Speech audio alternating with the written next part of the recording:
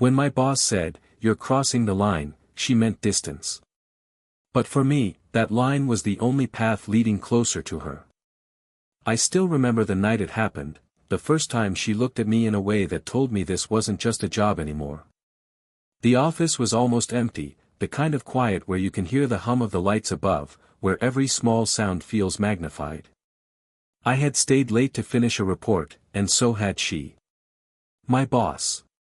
A woman who carried herself with the kind of calm authority that could silence a room.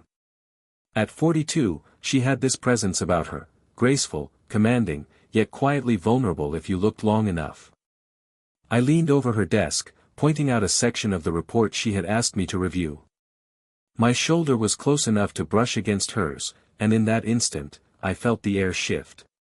She stiffened, her pen pausing mid-note. Then, without looking at me, she said it, low, measured, and firm. "You're crossing the line." The words weren't loud, but they cut through me. I froze, pulling back slightly, though not entirely. Her tone was professional, but her eyes betrayed something else, a flicker of hesitation, a quiet storm just behind her composure. I saw it in the way her fingers tightened around the pen, in the way she shifted her weight as though steadying herself. I wanted to apologize, to step away and give her space, but my chest felt tight. There was no mistaking what I had seen, the same pull that had been growing in me wasn't one-sided. She was fighting it, harder than I was, because for her it wasn't just temptation. It was risk. Reputation. Control. The silence between us stretched, filled only by the sound of the rain beginning to tap against the windows. I finally took a breath and straightened, giving her room, but I couldn't look away.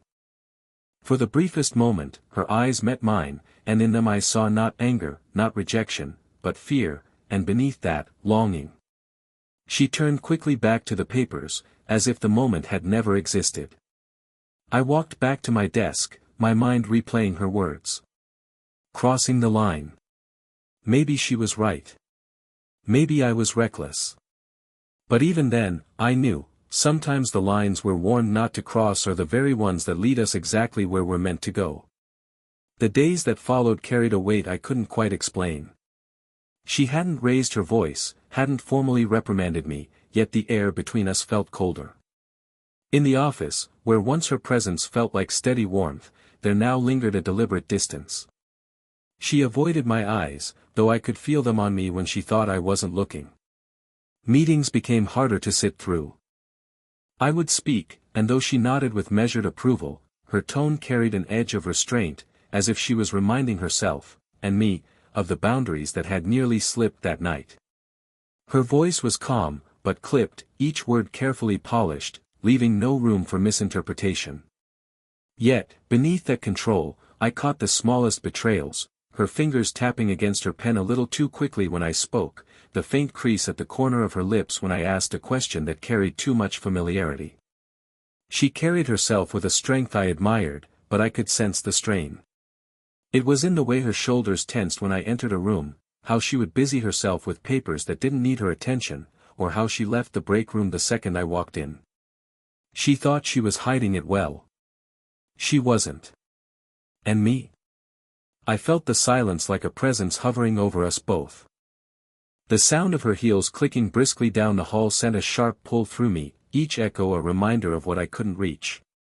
The brush of her sleeve when she passed behind my chair set fire to my skin, though she never lingered long enough for me to turn. I tried to bury myself in work, but everything seemed louder in her absence, the shuffle of papers, the tapping of keyboards, even the air conditioning humming above. I had never noticed how much her presence filled a space until she chose to pull it back. Still, despite the coldness, there were cracks she couldn't conceal. In one meeting, while explaining a new proposal, she glanced up at me without realizing. For a second, her eyes softened, her guard slipped, and it was there again, that quiet storm, that longing she wouldn't name. The moment passed quickly, she blinked, straightened, and moved on as if nothing had happened. But I had seen it. And that small flicker was enough to keep me restless. Enough to tell me this wasn't over. The night it finally cracked open was quieter than most. The office had emptied out, one by one, until only the glow of a few scattered desk lamps remained. I was still at my desk, lost in the numbers of a presentation, when I noticed her light was still on. My chest tightened at the thought of her alone in that corner office, holding herself together for everyone but, maybe, not for herself. I stood at her door longer than I should have before knocking. She didn't answer right away. When I stepped inside, she was leaning against the edge of her desk, arms crossed, her eyes distant as though she had been somewhere far away in her thoughts. "You should go home," she said finally, her voice steady but not sharp. "Not like the other day." "I could say the same to you," I replied. My tone carried a softness I hadn't planned, and she looked at me then, really looked, her eyes searching mine as if she wanted to find something she could use against me, or perhaps something she could trust. The silence pressed heavy between us, broken only by the faint ticking of the clock on the wall. I took a slow step forward, careful not to crowd her, but not retreating either. "Why are you pushing me away?" I asked, my voice low, "when you feel it too?" Her lips parted, but no sound came out. For a moment, she looked as though I had stripped her of the armor she wore so carefully every day. Her arms tightened around herself, not in defiance, but as if she were holding something fragile inside. Her eyes softened, and I could see the battle happening within her, duty against desire, control against the quiet longing she tried to bury. She turned her face slightly, breaking the full force of her gaze, but her silence was its own kind of confession. The desk lamp lit her profile in warm, golden light, catching the faint tremble in her jaw, the way her breath hitched before she spoke at last. "It's not that simple," she whispered, almost too soft to hear. "It's not just me. It's everything." I didn't move closer, not yet. But I didn't step back either. Her words weren't rejection, they were the truth of someone who cared too much about the cost of what she wanted.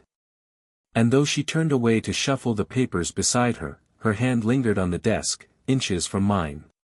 In that moment, her silence said more than any warning ever could. That night, the weather outside seemed to mirror the storm between us. Dark clouds had rolled in quickly, heavy with rain, and the office windows shivered under the force of the wind. Thunder cracked in the distance, rattling the silence, while streaks of lightning lit the sky for brief, startling moments.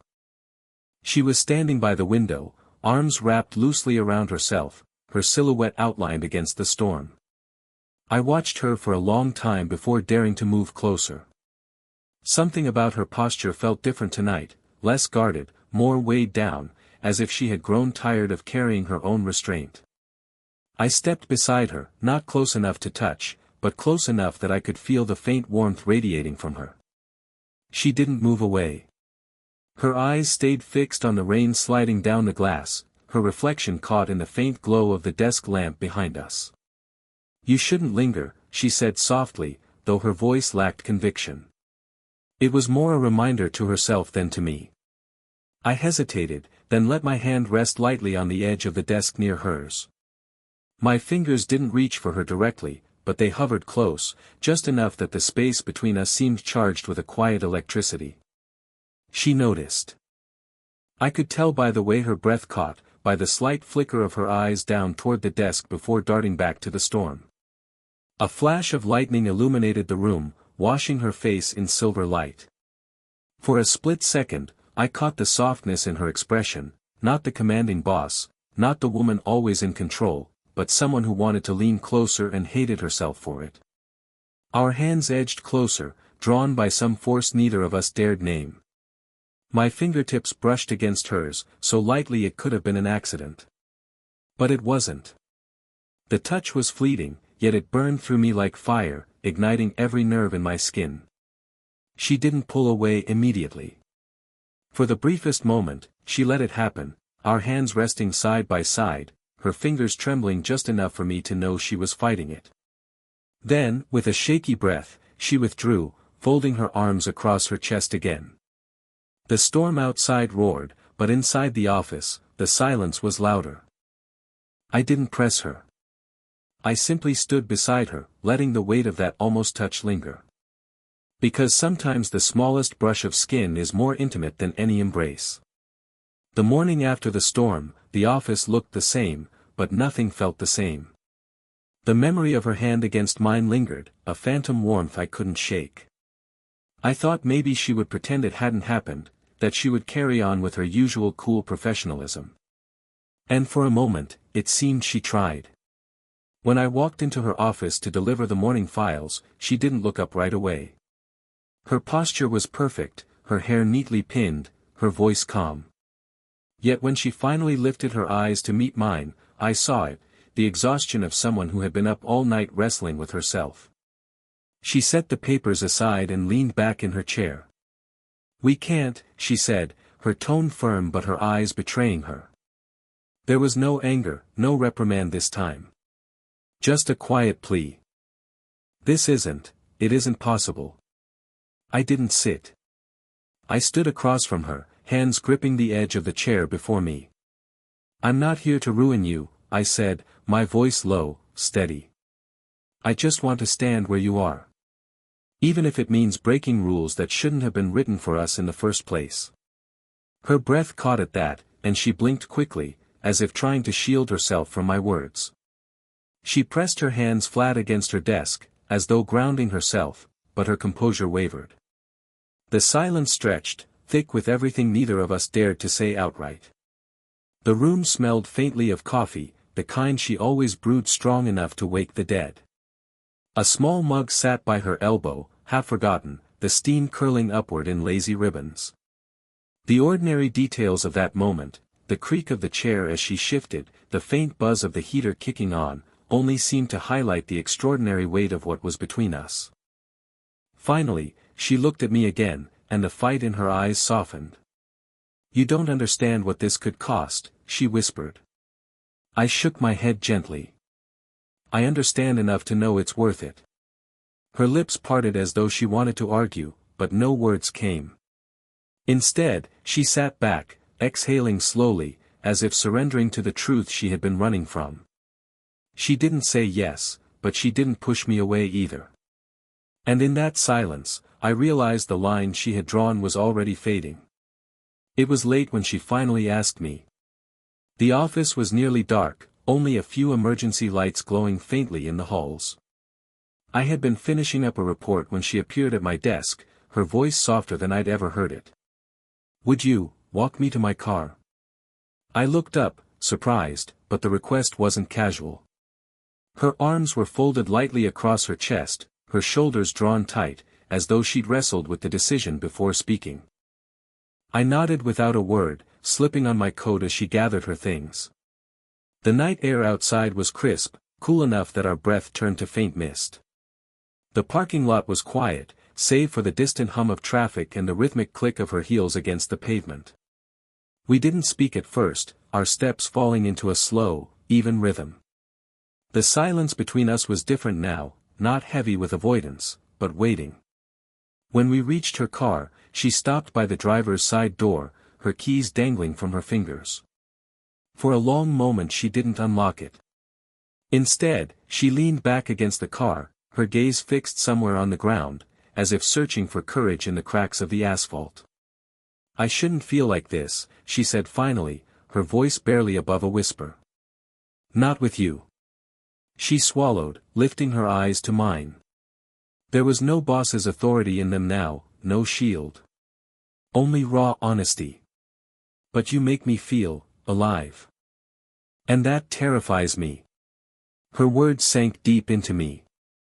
I wanted to close the distance, to take her hands and promise her safety, but I held still, knowing she needed space to say it. My chest ached, but my voice was steady when I answered. "Then let me carry the fear with you. You don't have to hold it alone." For a second, the only sound was the faint rustle of leaves in the breeze. Then her hand shifted slightly, brushing against mine as though testing the weight of what I had just offered. She didn't pull away. I didn't grip her hand, not yet. I simply let the contact rest between us, warm and fragile, but real. Her breathing slowed, her eyes softened, and in that quiet space under the dim parking lot light, something unspoken passed between us.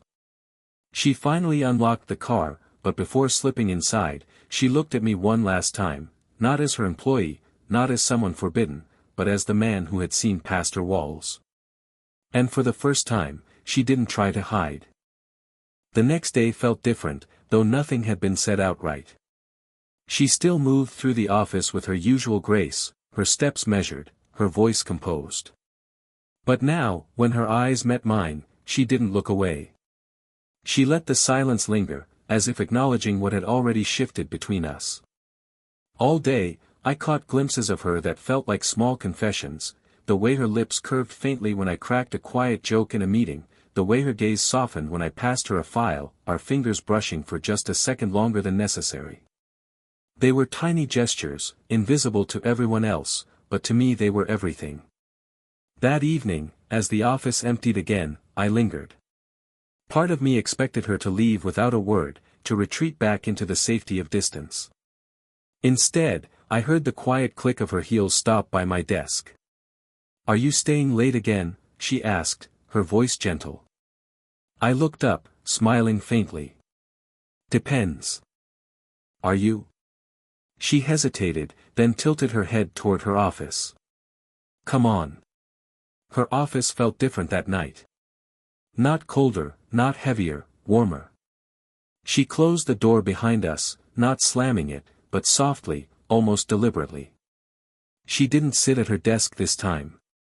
Instead, she leaned against it, her arms resting lightly at her sides. For a moment, neither of us spoke. The only sound was the faint hum of the city outside, muffled through the windows. Then she let out a slow breath, as though surrendering a battle she no longer wanted to fight. "I've spent weeks warning you about the line," she said quietly. "And yet, here we are." I stepped closer, not rushing, giving her every chance to stop me. "Maybe lines aren't meant to divide us," I murmured. "Maybe they're meant to show us how far we're willing to go, together."